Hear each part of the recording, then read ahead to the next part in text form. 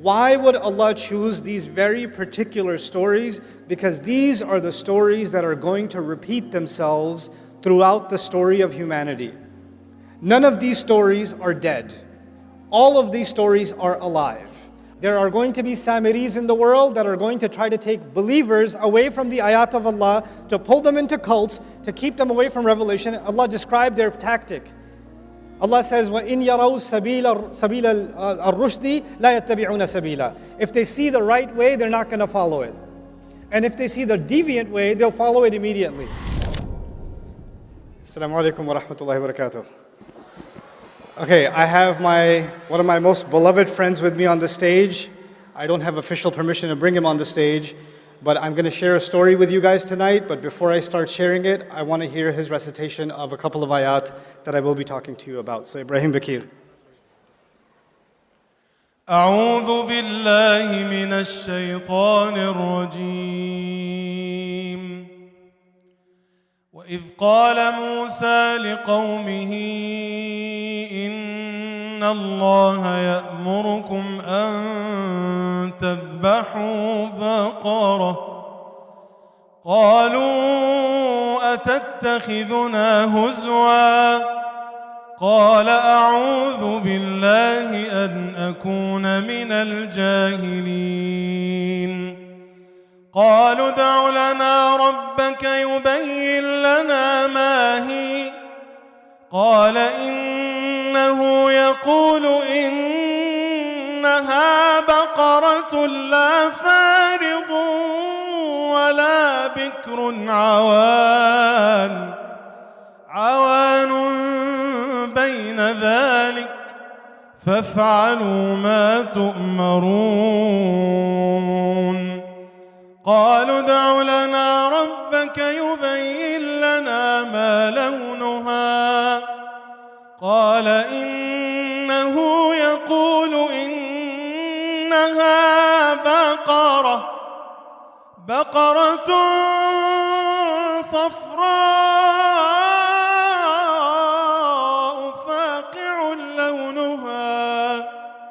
فاقع لونها تسر الناظرين.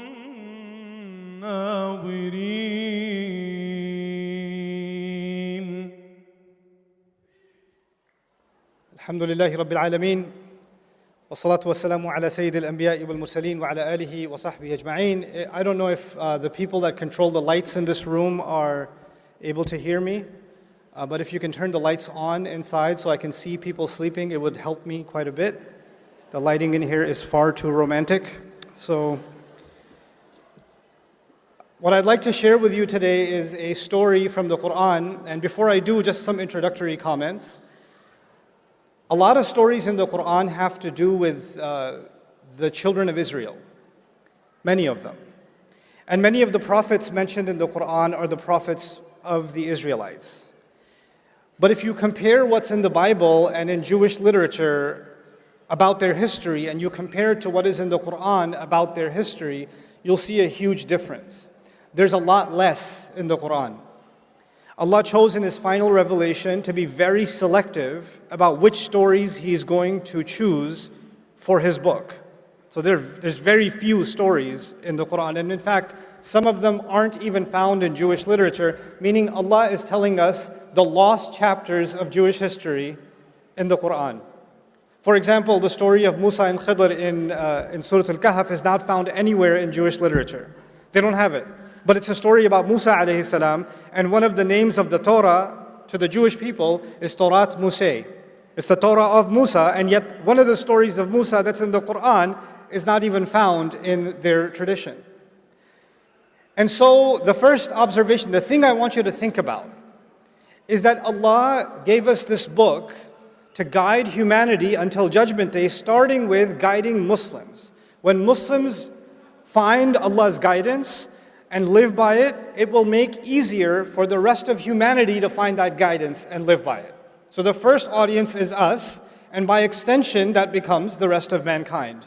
And for our guidance, Allah chose one of the key pieces, one of the key devices by which Allah chose to guide us is telling stories.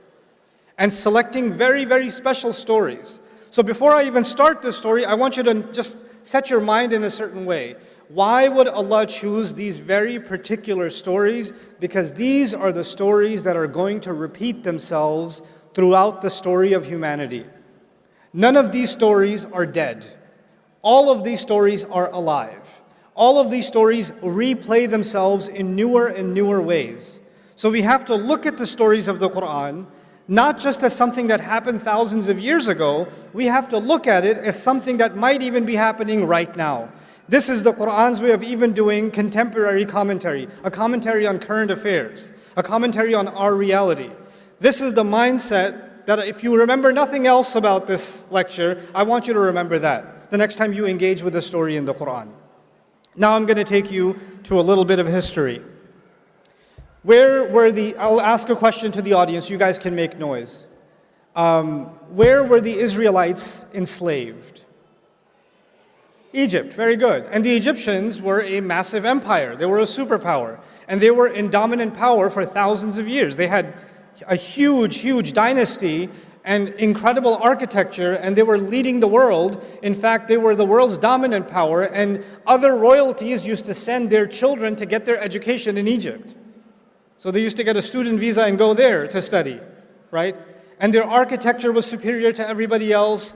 Their monuments were superior to everybody else. Their agriculture was superior to everybody else. They had this dominance and this feature in the world. In fact, they were so impressive that later empires, even after the Egyptian empire collapsed, later empires tried to copy the Egyptians or describe themselves as the new Egypt, right? They're the new Egyptian empire.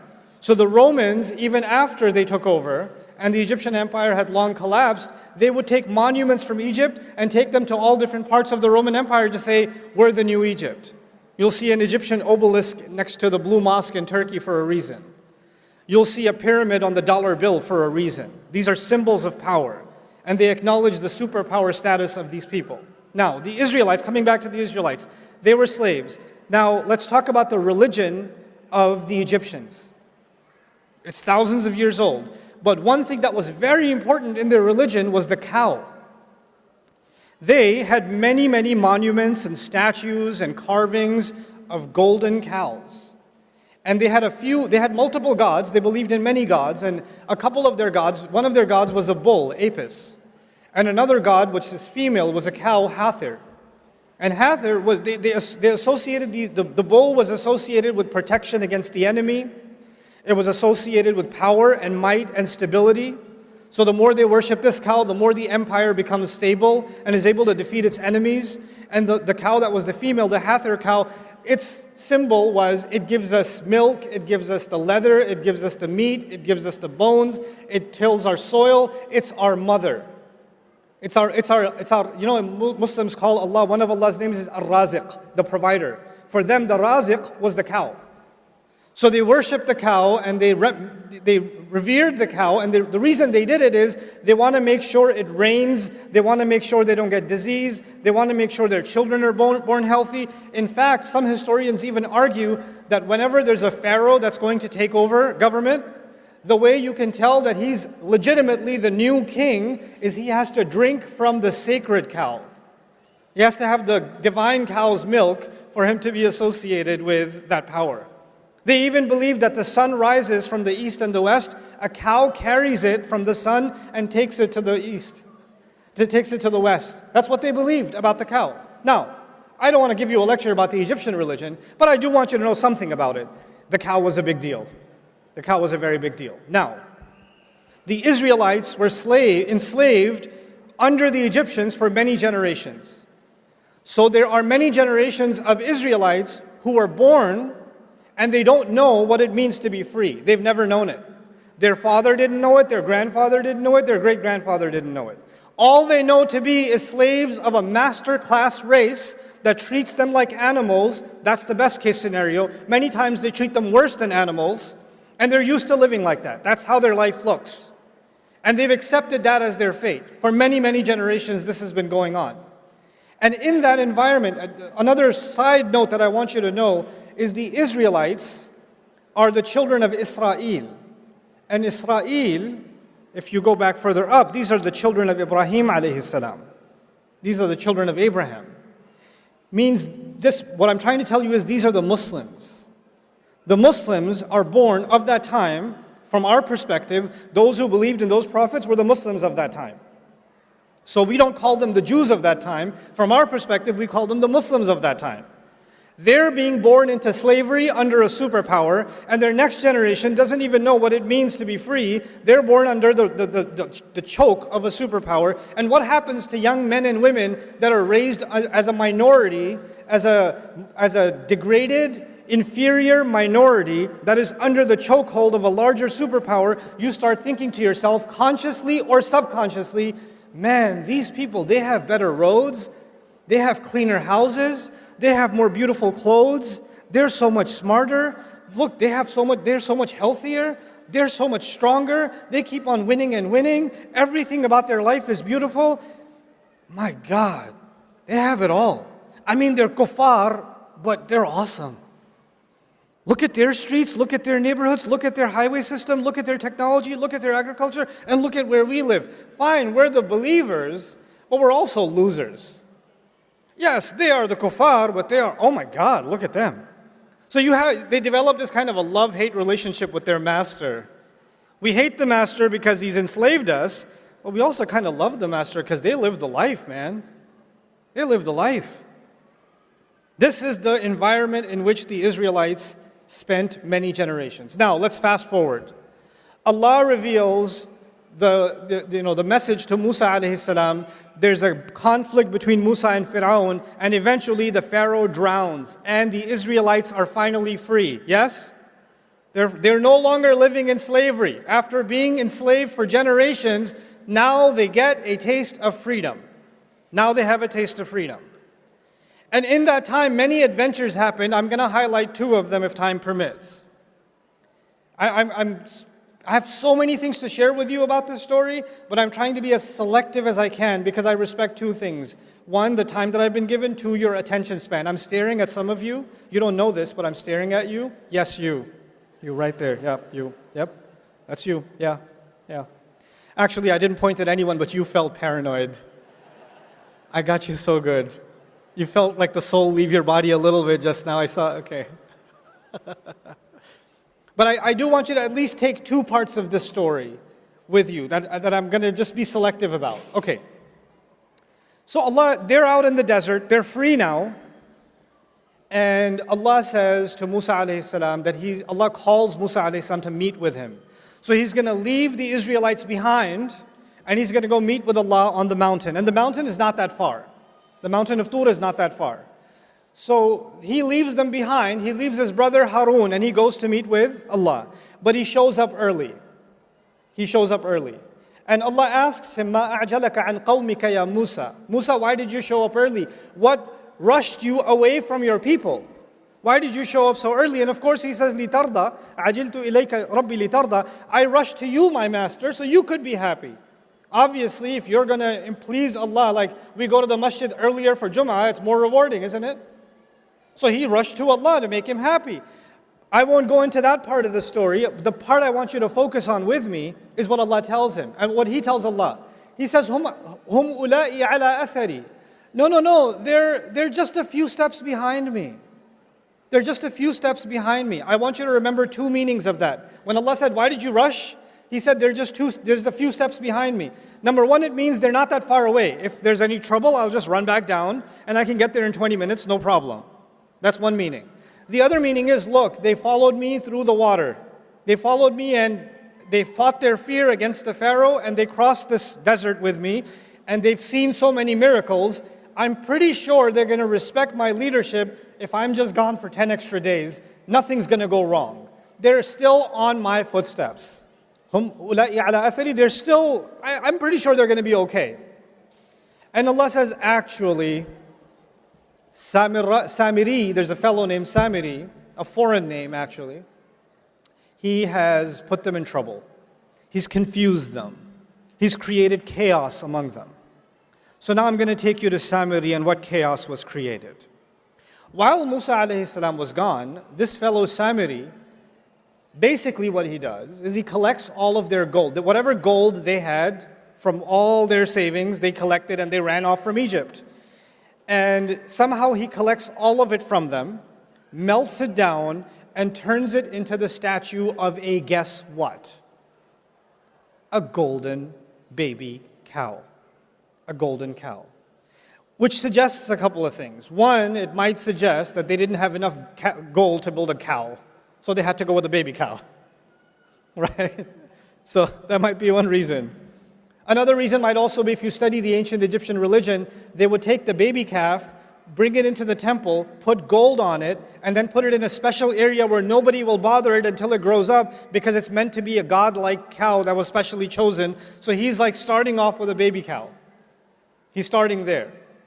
Now, this whole cow business, does it have anything to do with Islam, or does it have to do with the Egyptian religion? This is the Egyptian religion for thousands of years. And these Israelites lived as slaves and psychologically occupied for many generations under the Egyptians, yes? So all of a sudden he builds them this cow, and he makes openings in it so when the wind blows it makes a mooing sound. And all of a sudden you find that many Israelites are now worshiping this cow. When I first read this story, I was confused. How? How do you just, hey, look what I made. Oh my God. Like, why would they just all of a sudden fall into worship of this thing? It's not an alien phenomenon to them. They've seen this kind of thing before. Where have they seen it? In Egypt, for generations. But they're Muslim. They're not pagans. They're not following the religion of Pharaoh.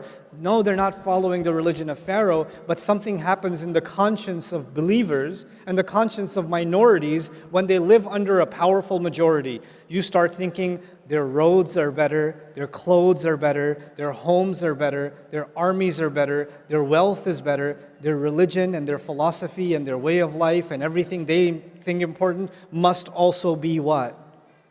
Better. Which is why you can find Christmas trees in homes in Karachi. This is the reason. You start adopting, you say, oh, we hate them, they have all the power, they have all of this, but you know they are better. They are, and you start taking some of those values and you start mixing them in with your religion. And you say to yourself, well, I mean, if they became a superpower, obviously they were doing something right. And if they keep praying to these cows to protect them and to nourish them, clearly they got protected and they got nourished. So it's not like they're all wrong. Fine, I'm Muslim, but I mean, I don't want to take my chances. It can't be, it's not like I'm leaving Islam. It's just a little bit, it's shirk with a lowercase s. Right? It's not that bad. So they tell themselves that this is okay. Anyway, so as they do this, and they accept this cow for worship and all of that, Musa alayhi salam comes back and he's absolutely shocked, right? And the reason I wanted to share this story with you is two parts. One part of it is, why did Samiri do this? What got into him? Like, what was his agenda? We need to understand Samiri because he's important enough that Allah named him in the Quran. Like, that's a big deal. Most people don't get named. He got named. And the other side, I want you to understand what happened to the Israelites. Because again, these stories will live forever. Samiri. Let's start with Samiri. Musa alayhi salam comes back and asks him, after he's done yelling at them, he yells at his brother, he gets angry at his brother. We're not talking about that. We're talking about how did he deal with Samiri. Ma khatbuka ya Samiri? Hey, what's your deal, Samiri? What'd you do this for? Why did you do this? And he has the strangest answer. He said, قَبَضْتُ قَبْضَةً مِّنْ أَثَرِ الرَّسُولِ. He said something that I found very confusing. He said, I grabbed a handful of the footprint of the messenger. If I'm translating literally, I grabbed a handful of the footprint of the messenger. When I read that in the Quran, look, I'm an inquisitive person. I don't just say, oh, okay, and I move on. I say, what? Huh? What? Footprint, messenger? The messenger's all the way up. Did he follow Musa alayhi salam and grab some dust of his footprint? What's going on? Then you read the commentaries and you find many people commenting, many mufassirun commenting, that he somehow saw Jibreel alayhi salam on a horse. And the horse, everywhere the horse stepped, plants started sprouting. So he saw that the footsteps of the horse of Jibreel alayhi salam produces life. So he grabbed a little bit of the dust from under the hoof of the horse of Jibreel alayhi salam, and he put that onto the cow, and the cow came to life. Except none of that is in a hadith, none of that is authenticated by the Sahaba, none of that is found in the Quran, and according to Ibn Ashur rahimahullah, who I'm very impressed with his work in his tafsir al-Tahrir wa Tanweer, says this has no authenticity at all. Even goes against the text of the Quran. So then what does it mean that I grabbed a piece of the footprint of the messenger? I'd like to offer an alternative understanding. You remember I said the word athar. Musa alayhi salam was with Allah. Allah said, why did you come so quickly? He said, they're right behind my footsteps. Remember footsteps? Hum ula'i ala athari. And it meant two things. It meant footprint. What else did it mean? That they're closely following me. Samiri sees an opportunity. These people, their Islam is not that strong. They don't really understand the revelation, but they're culturally still very attached to the dominant culture of the Egyptians. I can create a religion, an alternative religion that I'm not going to say it's not Islam. I'm not going to say it's shirk. I'm not going to say it's the religion of the pharaohs. I'm still going to call it Islam, but I will create a cult within them that are still impressed with the old ways, and that way I will have a handful of the kind of impact and following that is meant for the messenger. They will take me as a lesser kind of messenger. They won't officially call me a messenger, but they're going to follow me cult-like anyway. And so there is Islam given to prophets like Musa alayhi salam, and then there are cults that people like Samiri run by taking the gold of the people and giving them something they want, giving them something pagan. Of course, that never happened in Islamic history ever, especially not in South Asia. Especially. The kind of cults that we create, in which we identify certain people as so connected and so they have connection with the ghaib and they have these powers and all of this. None of this stuff was Islam. None of this stuff. And Allah warned us this will happen with the story of Samiri. But it goes a step further. Allah Azza wa Jal told us in the Quran that when Musa alayhi salam was on the mountain, Allah told Musa alayhi salam, by the way, even among your believers, even among the Muslims, سَأَصْرِفُ عَنْ آيَاتِي الَّذِينَ يَتَكَبَّرُونَ فِي الْأَرْضِ بِغَيْرِ الْحَقِّ.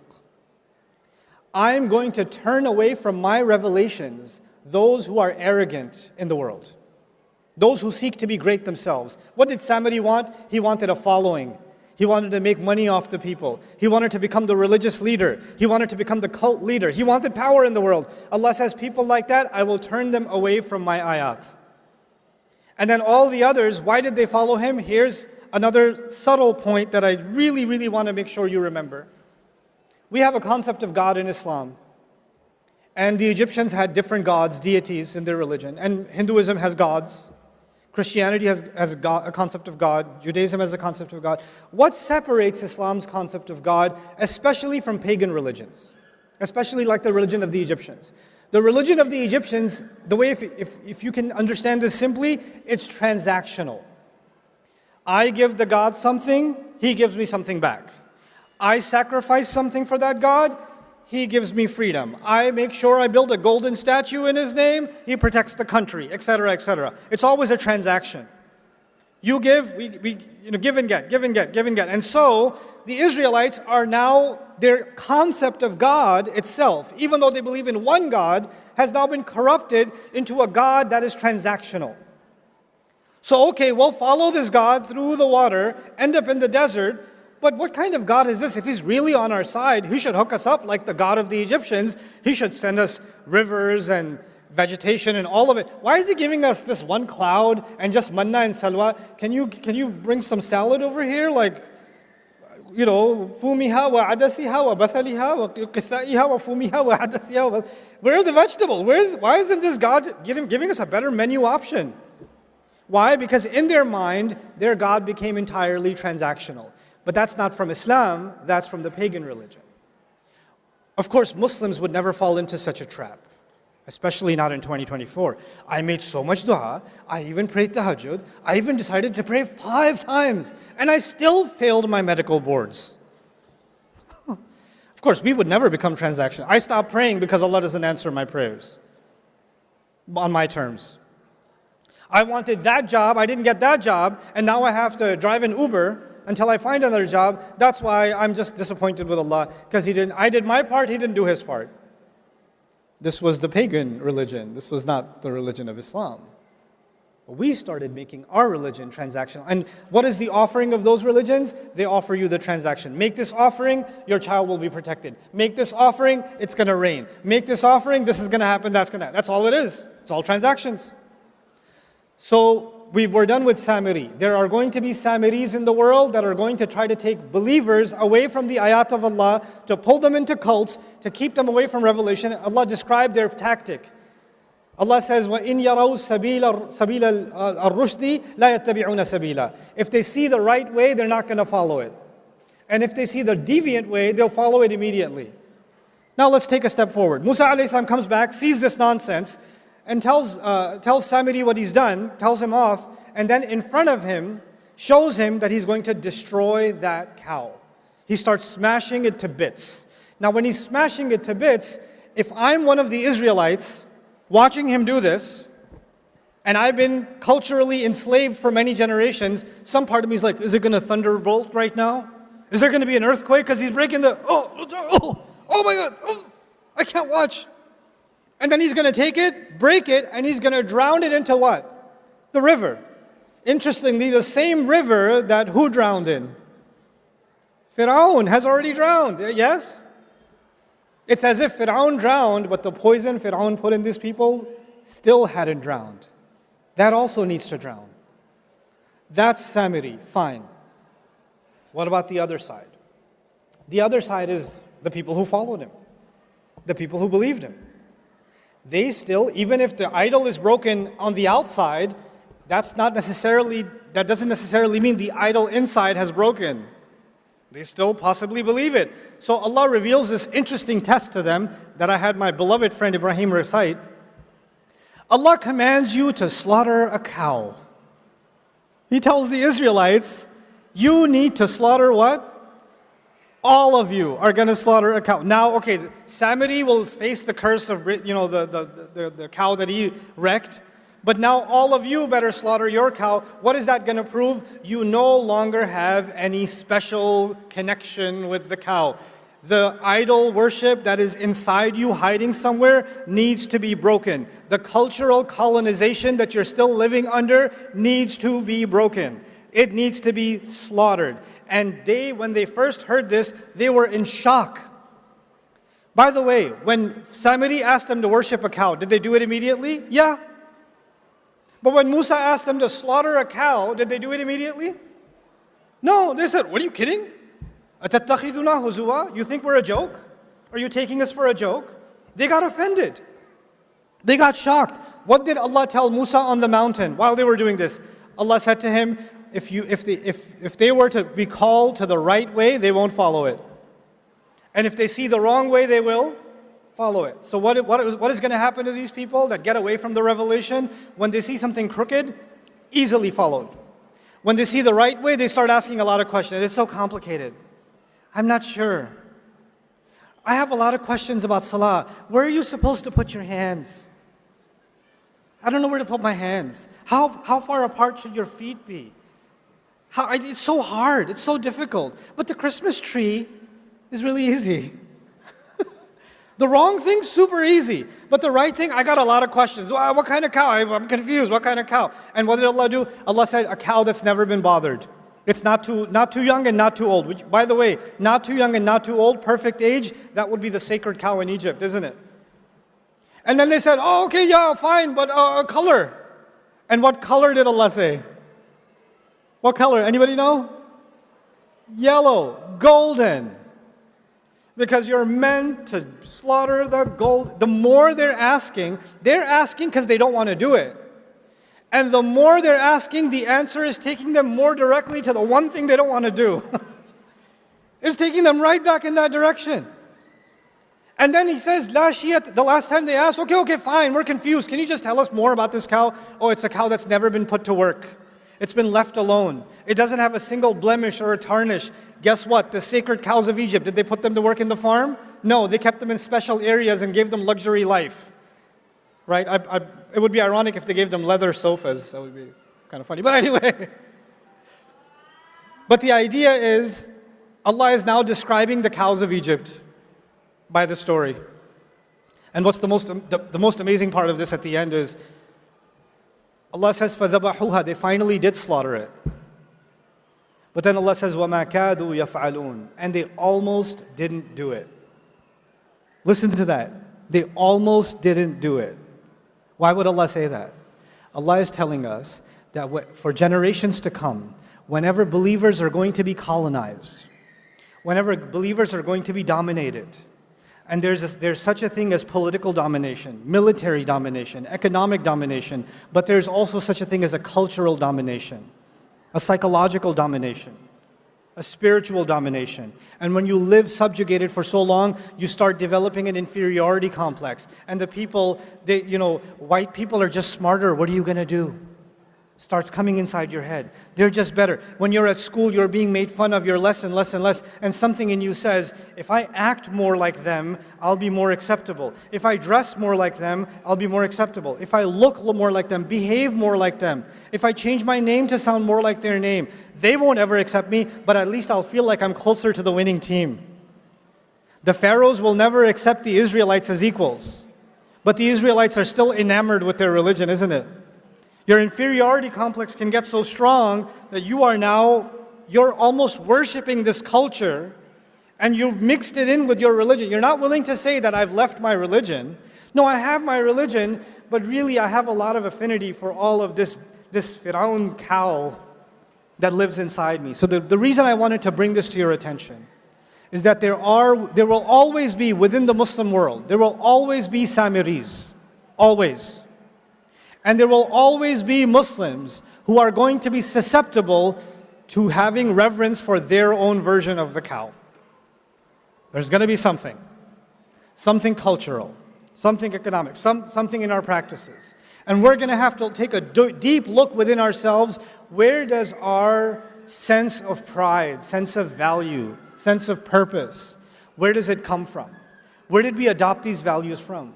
Why are we so committed to being this way or that way? When you have a young child in school and they are trying to copy all of their other friends, and they're yelling and screaming at home because they don't have a device that all their other friends got for their birthday or whatever else, they're having a tantrum. What are we already preparing these kids for? The worship of the new cows of this generation. That's what we're preparing them for. Instead of being able to think for themselves and free themselves from it. Allah gave us these stories because these problems will never die. And we have to be aware of these problems so we can be mindful of them. This is the last bit of my message that I want to share with you tonight. This story occurs in Surah Al-Baqarah, towards the beginning of Surah Al-Baqarah. And the latter half of Surah Al-Baqarah, Allah told us that He made us a balanced nation. وَكَذَلِكَ جَعَلْنَاكُمْ أُمَّةً وَسَطًا. That's what He told us. Why is Allah talking about the Israelites first?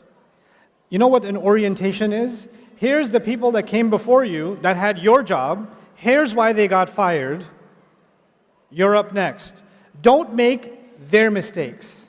The reason the first half of Al-Baqarah is highlighting these chapters of the Israelites is because these are the exact mistakes that are most likely going to be repeated by the Muslims. So before Allah talks to us, He tells us about them. He tells us about them. And instead of focusing on the instructions that Allah has given that are so simple and so clear, if we start distracting ourselves with, oh, it's so difficult, there's so many schools of thought, I don't know where to put my hand, I keep trying to measure the size of my beard and I can't figure out which one I should go with, I don't know about, the texture of the hijab or this or that.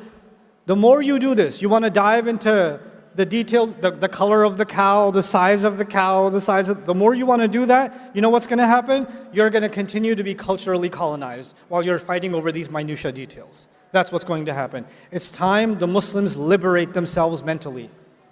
Before we can liberate ourselves politically, economically, socially, psychologically, we need to liberate ourselves intellectually, spiritually, psychologically, emotionally, internally. It is time. Look, guys, we're in a crazy time in the world.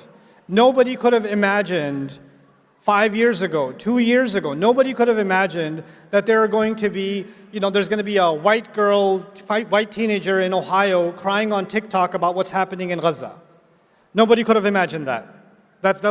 Come on, what are you talking about? What universe are you talking about? Right? The world has changed. What's remarkable about the world today? There's a new level of awareness, and that will never go back. There's a new level of awareness of political injustice. But you know what? Take that as a sign. If the world can wake up to something that was happening in front of their eyes and they were blind to it for 70 years, and now they're waking up to it, well, you know what? Muslims, you have potential. You can wake up to what's in Allah's book. You can wake up to what Allah has given. I can wake up to it. It's time this ummah experienced an intellectual and a spiritual renaissance, and I believe this is the generation that's going to do it. Jazakumullahu khairan. Assalamu alaikum wa rahmatullahi ta'ala wa barakatuh. I hope you guys enjoyed that video clip. My team and I have been working tirelessly to try to create as many resources for Muslims to give them first steps in understanding the Quran all the way to the point where they can have a deep, profound understanding of the Quran. We are students of the Quran ourselves, and we want you to be students of the Quran alongside us. Join us for this journey on bayinatv.com, where thousands of hours of work have already been put in. And don't be intimidated, it's step by step by step, so you can make learning the Quran a part of your lifestyle. There's lots of stuff available on YouTube, but it's all over the place. If you want an organized approach to studying the Quran beginning to end for yourself, your kids, your family, and even among peers, that would be the way to go. Sign up for bayinatv.com.